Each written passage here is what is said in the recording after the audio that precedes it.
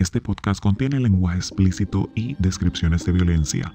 No se recomienda a todo público o menores de 16 años. Se requiere discreción. Bueno, mis amores, hoy seguimos con las mujeres asesinas y hoy les presento la historia de María Concepción, más conocida como la bruja asesina.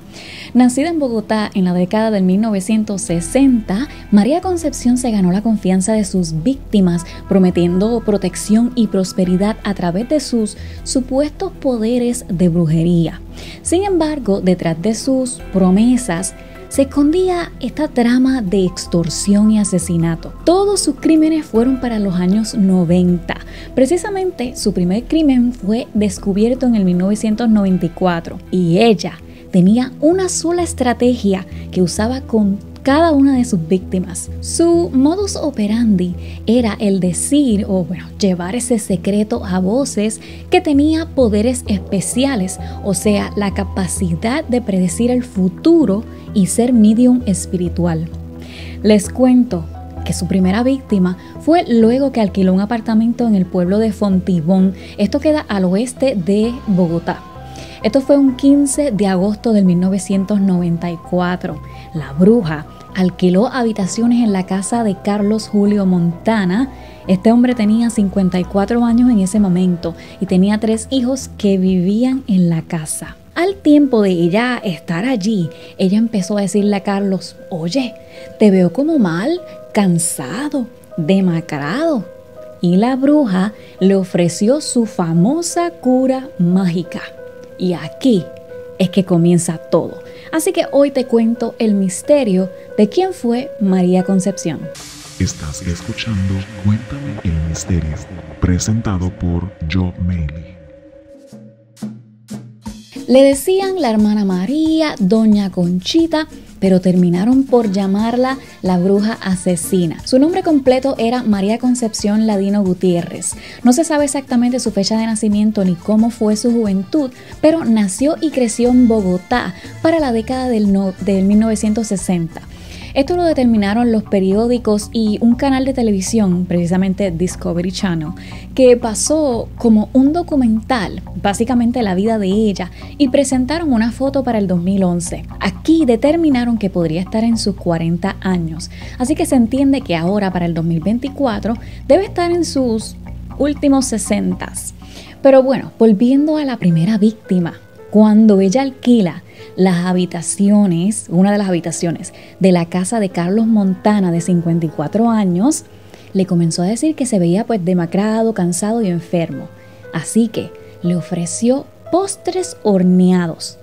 Además, le dio un líquido oscuro para que funcionara como laxante. Ella lo convenció diciéndole que ese líquido ella lo vendía más costoso que lo que ella pagaba allí de renta. Luego que él accedió, que de hecho también le dijo que tenía que bañarse con unas hierbas porque le iba a funcionar como una limpieza. Y tengo que decir, lo convenció también que déjame decirte que los 3 hijos de Carlos terminaron haciéndose esos baños de limpieza también. Pero un 13 de octubre, la esposa de Carlos salió a realizar unas diligencias y Carlos se quedó con los niños. Este fue el día que ella decidió acabar completamente con él. Doña Conchita, ¿verdad?, como se hacía llamar, envió a los niños afuera de la casa y entonces le sirvió unos refrescos a Carlos. Luego, 5 horas más tarde, la esposa regresa y notó como algo extraño al ver que Carlos no se había servido el almuerzo que ella dejó para él y para los niños antes de irse. Rápido fue al cuarto de ella, o sea, de ellos dos, de Carlos y de ella, y vio desde la puerta aparentemente a Carlos dormido. Pero doña Conchita se ubicó al lado de ella antes de que ella entrara al cuarto y le dijo que lo dejara descansar porque estaba en un trance para curar su enfermedad cardíaca. Luego reunió a la madre y a los hijos para una sesión con el propósito de aumentar espiritualmente la cura mágica de Carlos. Lo que la esposa no sabía era que ya Carlos había perdido la vida. Pero ella lo tenía todo claro. horas antes de que ella le quitara la vida a Carlos, había llamado a la policía culpando a la familia de la muerte de Carlos. Y bueno, les cuento que llega el momento en que la esposa estaba como inquieta, ¿verdad?, por lo que estaba pasando, y según las declaraciones de ella, corrió donde su marido, pero allí se dio cuenta que tenía una cantidad perdida de sangre alrededor del cuerpo. Según dice la policía en los informes, no se sabe cómo fue que pasó de un envenenamiento a desangrarse. Se entiende que murió de un ataque al corazón con una arteria reventada. Pero esto no termina aquí. Semanas más tarde, la esposa de Carlos comienza a recibir cartas supuestamente escritas por el espíritu de su marido. En resumen, las cartas decían que ella debía cederle la casa a doña Conchita, y la esposa estuvo a puntito de ceder, pero no lo hizo. Así que doña Conchita no logró su propósito y terminó mudándose a otro lugar, aunque pues se quedó en Bogotá. Y seguimos con Nevardo. Nevardo fue su segunda víctima, fue para agosto del 94.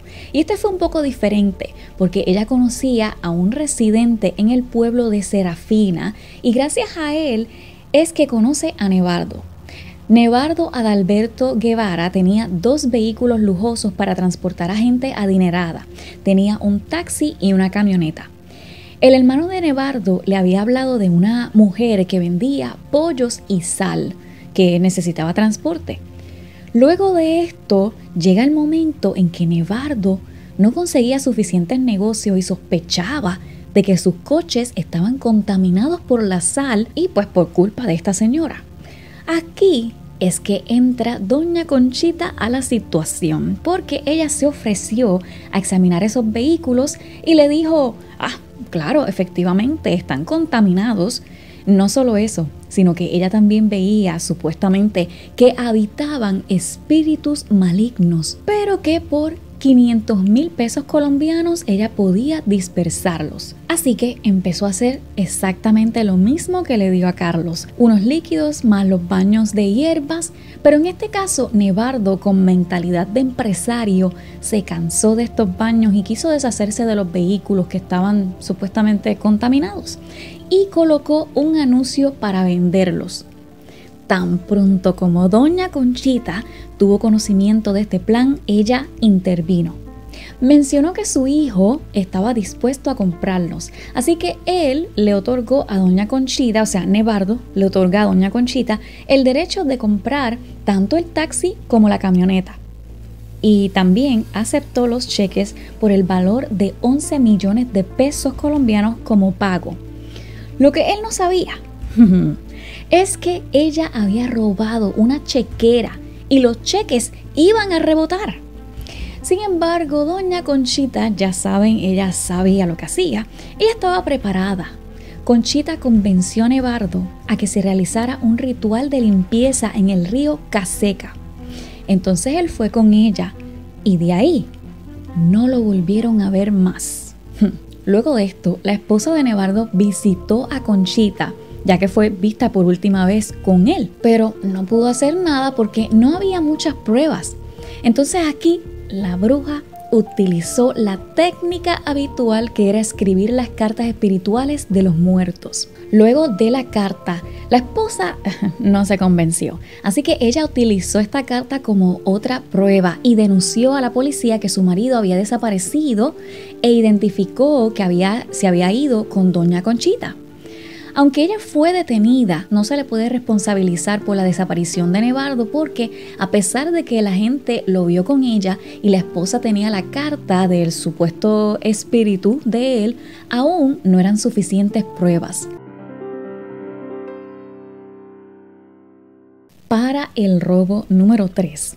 Ella se había mudado ya a Bucaramanga, una ciudad importante a 300 kilómetros, o sea, 186 millas al noroeste de Bogotá. Y allí es que se cambió el nombre. Ella se cambió el nombre de doña Conchita ahora a la hermana María. Y allí encontró a su siguiente víctima en esta ciudad. En agosto del 96, ella encontró una vendedora de joyas, Heidi Sánchez Flores. El negocio de Heidi iba mal y la bruja le dijo que debía librarlo de malas energías.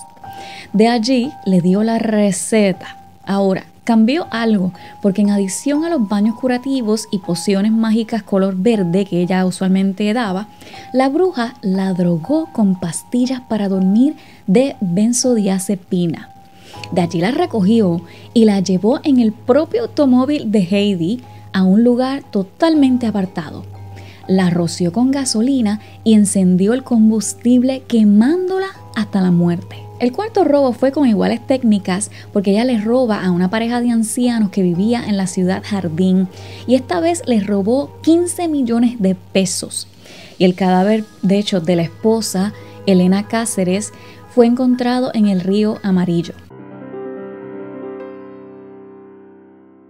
Ahora, para el quinto robo fue un intento de asesinato porque esta señora sobrevivió.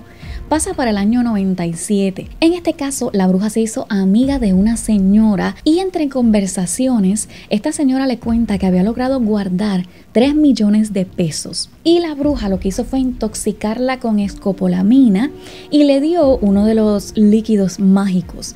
Pero esta víctima logró aguantar y sobrevivió. Ahora, con las amenazas de la bruja, no se había denunciado el crimen hasta mucho tiempo más tarde. Pero mis amores, para cerrar con broche de oro, el último robo fue un triple asesinato.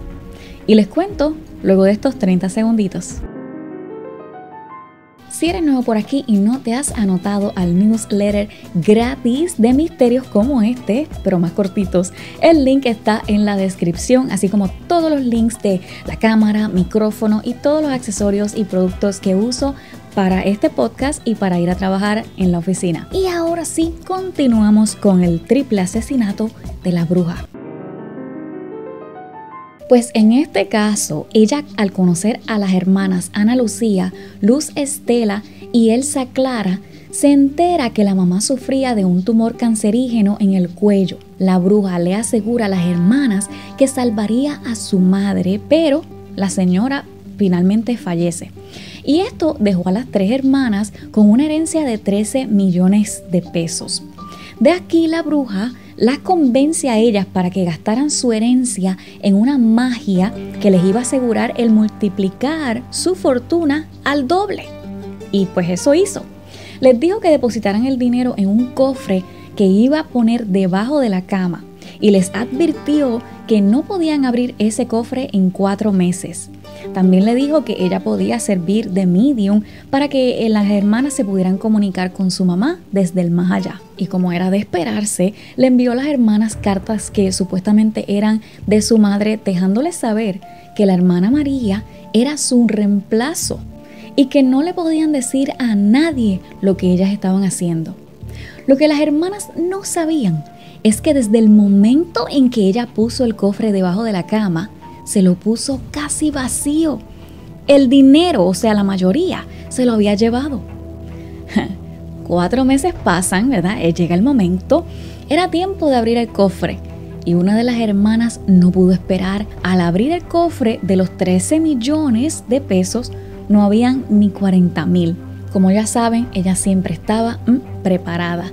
Entonces las citó a las afueras de Bogotá para supuestamente devolverles el dinero.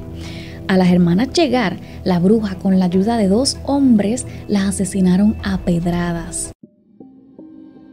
Pero mis amores, todo tiene su final porque en el 1999 la bruja fue capturada por la Fiscalía General de la Nación. Ella fue condenada a 40 años de prisión. Fue culpada de asesinar a 6 personas y de estafar a otras 20. Ella lo primero que hace es intentar suicidarse. Esto usualmente pasa con algunas capturas de personas que son catalogadas psicópatas, como el caso de ella, por el comportamiento al ser capturados, porque pues, lo primero que ellos intentan hacer es suicidarse. En el caso de María, pues no lo logró. Así que comenzó a decir que padecía de problemas mentales para poder liberarse de la culpa. Pero volviendo a la determinación, esta estrategia no le dio resultado y actualmente la bruja asesina cumple su condena en la cárcel del Buen Pastor de la ciudad de Bogotá.